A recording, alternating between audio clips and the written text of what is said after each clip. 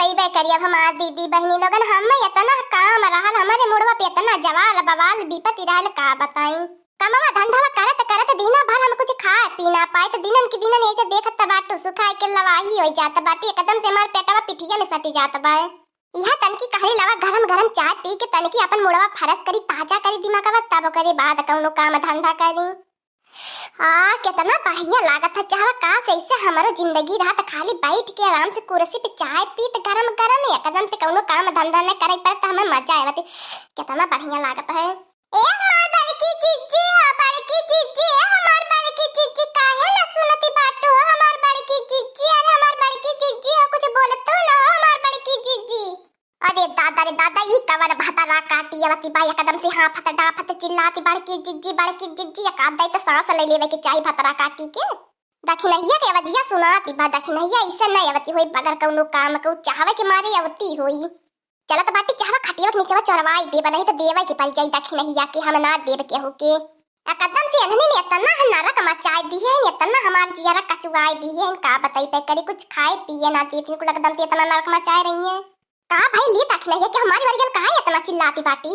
नाही हो हमारे बड़की जिज्जी के हमारी वर तो ना गए, लेकिन ते अपने देवरानिया का लीला किस्सा सुनलू हो हमारे बड़की जिज्जी। ये सब काहो कह देला रे दखिनहिया ललकी ते अपन मुंह इतना गुस्सा में लाल पियर करे बाटी। हे हो हमारे बड़की जिज्जी अब हम ही गुस्सा में लाल पियर करे बाटी ने, तू अपने देवरानिया का लीला सुनबू ने तो तू ही अब गुस्सा में लाल पियर होई जाबू। बताइबो कर भी दखिनहिया खाली हमसे बुझानी बुझाई भी, हमसे तो बुझानी उझानी मत बुझावल कर, हम देख ना समझ में मतलब हमनी को ना लगल बुझानी उझानी बुझाईबे। अरे हमार बड़की जिज्जी तू सुना तो पहले तोहर देवरानिया जन 9 दिन का बाराती करती बा, जन भुक्खल 9 दिन का नौरातम जवन हाउ बा ललकी 9 दिन का नौरातम भूखी के बहुत बड़ी बड़ी मनौती मानती बा। अब 9 दिन का नौरातम भुक्खल बा मनौती तो मंगबा करी तो काहे दखिनहिया तोरे मिर्ची लागती है देवरानिया हमार मनौती मानती बात।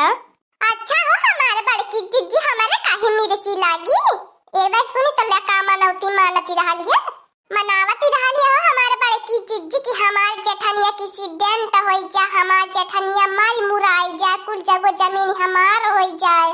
जानलू हो हमार बड़की जिज्जी तो हर दरनिया तुहे खातिर का मनौती मानती रहली और हम्मे खातिर का मानती रहलू हमार बड़की जिज्जी की दखिनहिया मारी मुराई जाए। उ तो एकदम से हमारे हरवा मांटिकावा झुमकावा के पीछे हाथ धोई के पड़ गईली बा, कहा कि ओका झुमकावा मांटिकावा हमार हो जाई जब दखिनहिया मर जाई।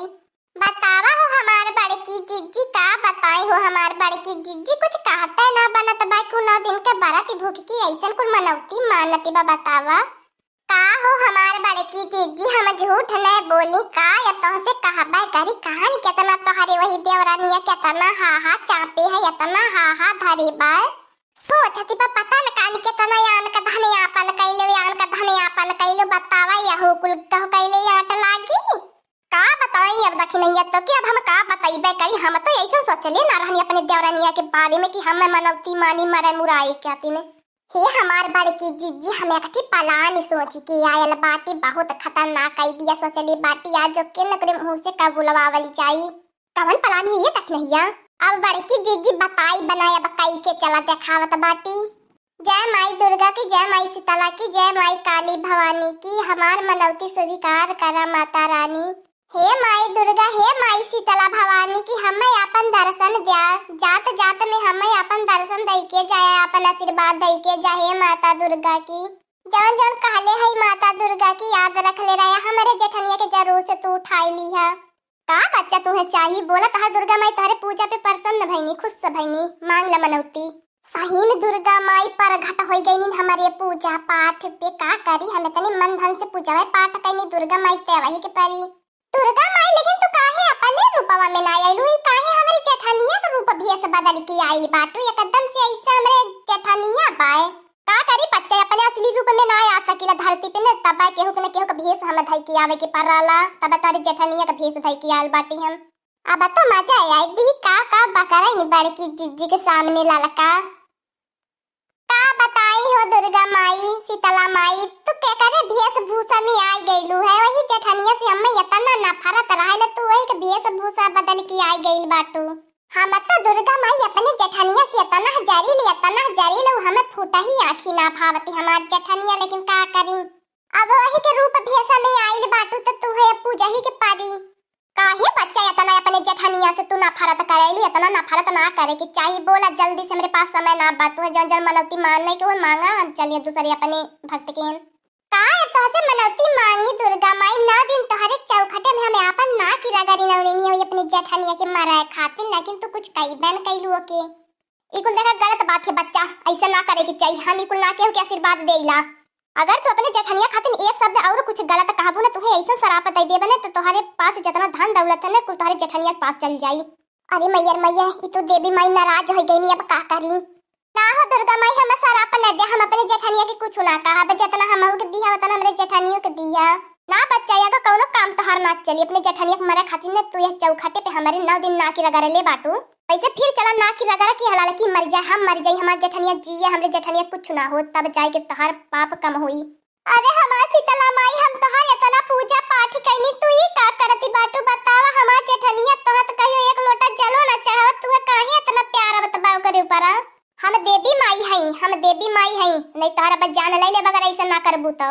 जितना मिनती करे बाटू अपने जेठनिया खातिर मारे खातिर, गरीब होए खातिर, ऐसी वैसी बहुत मनौती माने है उन्हें कुली अपने खातिर मांगा, वैसे वैसे हमें होए, हमें जेठनिया के नहीं होए। बहुत ढेर मनावे आई लनी दुर्गा माई से। अब देखा इन्हें मच्चा उच्चा खाई चखावा लेकिन नहीं। दुर्गा माई हम क्षमा कर दा, माफ कर दा, हमसे बहुत बड़ी गलती हो गई। जवन जवन हम अपने जेठनिया के मारे मुरावे के मनाए रानी ना, हमें मर मुराई जाई, हमरे जेठनिया कुछ न हो। दुर्गा माई जा हो दुर्गा माई, सबके दीहा धन दौलत हमें नहीं दीहा। दुर्गा माई हमें माफ कर दा, क्षमा कर दा, हम ना फिर ऐसन मनौती मानब। और हां जन दखिनहिया के मनौतिया मानत रहली है, ओकर गलती क्षमा माफी के मांगी।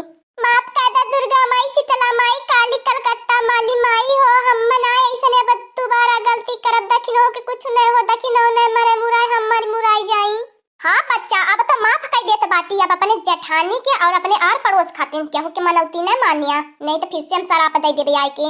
कितना मजा आवती बाय खावे आई के मनौती मानती रहने नहीं आज अपन है खातिर कुल मनौती मानती है, ऐसन चक्कर चलवली है। मोके लड़की तोर खून चाही ते ऐसन गलती काहे कैली, मैं तोर जान लईके जाबो मत के ना छड़बो। ई हमारे पड़ के चिज्जे का हो गेल पूरा दुर्गा माई सवारी ले लेने का मजाक मिया में का करी हमें। अरे हमार दुर्गा माई हम तुहे जोड़ा नरियल चढ़ाई, पक्की कराही चढ़ाई, हमार जन्म बाका सीधे। अब हम ऐसन गलती ना करब दुर्गा माई, माफ कर दा हमें। दुर्गा माई तो अपने स्थाने जाए के बैठा, माफ करा क्षमा करा, हमें रहत दर्शन देवे के।